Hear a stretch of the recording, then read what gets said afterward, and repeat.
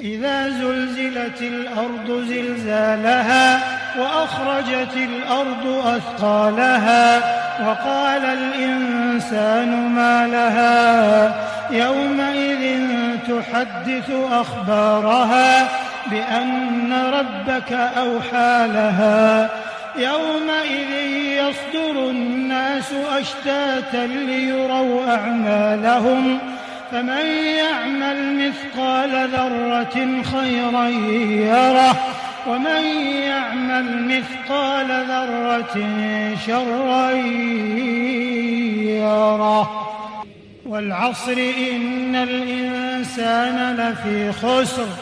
إلا الذين آمنوا وعملوا الصالحات وتواصوا بالحق وتواصوا بالصبر.